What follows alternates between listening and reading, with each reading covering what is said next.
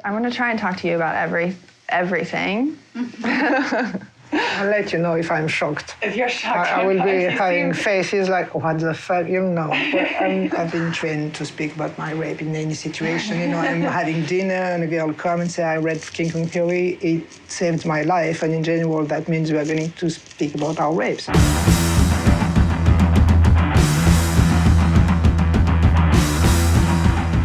We are here in Belleville, the home of Virginie Despentes. Virginie Despentes burst onto the French literary scene in 1993 after the release of her first novel, Baise-Moi, or Fuck Me. The novel, based on Virginie's own rape, shocked audiences worldwide when she adapted it to film in the year 2000. Baise-Moi was so explicit and so violent that it was initially banned in France, making it the first film to be banned in the country in almost 3 decades. Here in the United States, Virginie earned a feminist cult following after the release of her radical memoir, King Kong Théorie, which details her rape as well as her experience as a sex worker. She's poised to reach even broader audiences with her latest book, Vernon Subutex.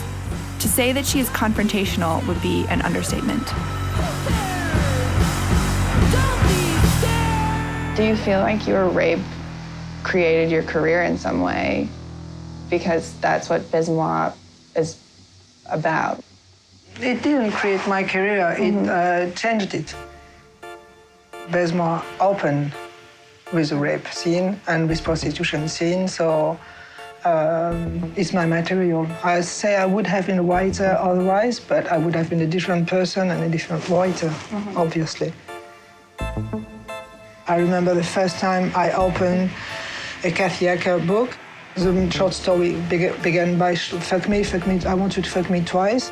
I was really shocked to read a woman writing that. And I came back home like, wow, why am I so impacted? Why is it so forbidden? Why is it so intense? Why? So it really, I think 2 years later I wrote Baise-Moi, and I think it came straight out of Kathy Acker. When I was raped, like more than 30 years ago, if you were raped, you couldn't, you would find yourself very much on your own. Hearing kind of, it's a shame, you should have died, you will never be the same again, you will never recover, which is not really helpful. It would be difficult to find some tools to get out of the trauma and make something out of it. I never thought that writing was something that helps you heal. But I think I changed a lot after having published King Kong Théorie. King Kong Théorie here in France, which was read by many women, and I've connected to many, many women. So I suppose something about healing did work here. Virginie's work isn't only about rape, but the way she writes about rape is radical. She's blunt. She argues that rape is a fact of being a woman, but it doesn't have to define being a woman. And she insists that men talk about it as much as women do. Rape is always a women's subject. I'm 45 years old, and I think I've been listening about women gathering about rape for more than 30 years now, and I'm tired. I want to see men, really, I want to see men gathering, and please try to understand what's going on with you. How can you be a rapist? How can you prevent it? Because we can't. Rape it's like a dark place without language for men. It's like night. Right. If you bring some light here, I think it could change things. You know, it's not a dark place. After leaving home at the age of 16, Virginie followed a punk band around the south of France and started working as a prostitute. Both of these experiences show up in her novels and films. Prostitution came really out of the blue. There is many reasons and ways to get into prostitution. You really can get into the job to destroy yourself. It's obvious. You really can get in the job to punish yourself or to fulfill a will of punishment. And you really can get in the job to reassure yourself about your femininity. You can reassure yourself about your power upon male. And you can do it just because you need money. And it's a good way to get money easily. It was this adventure, and it was much more exciting than working in a supermarket to me. At that time, I wasn't feminine at all, but I came just before from punk, so I had all this think about look.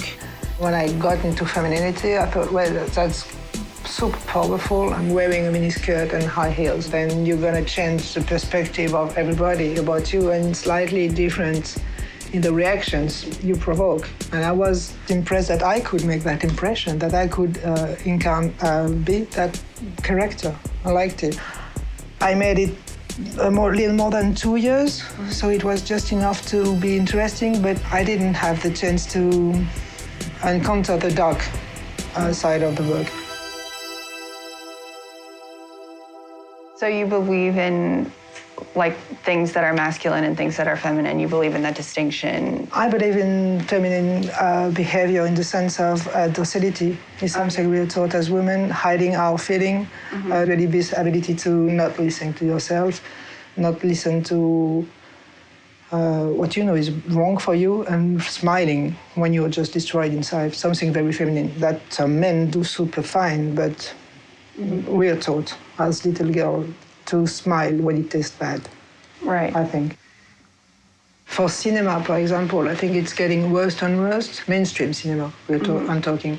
Defining more and more what's femininity and what's masculinity. I think it's true, again, for the série, you know série? Oh, like TV. Yeah. And this also is really like gender cool.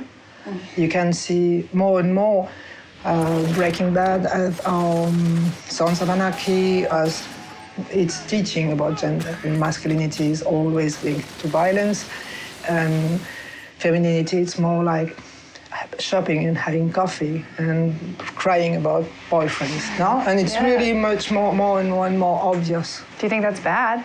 I think that's dangerous, yeah, because it's getting more and more difficult to escape. And I think the worst part is for masculinity, because they are taught many things without even thinking again and again some messages about violence and violence and violence. Masculinity is violence and you should be violent. And it's creating war nation, no? And I don't think we need war. But I'm generalizing, sometimes about men. Like, you don't seem to hate them. I don't hate them, but I like to be able to treat male like we are treated most of the time. I feel comfortable with that.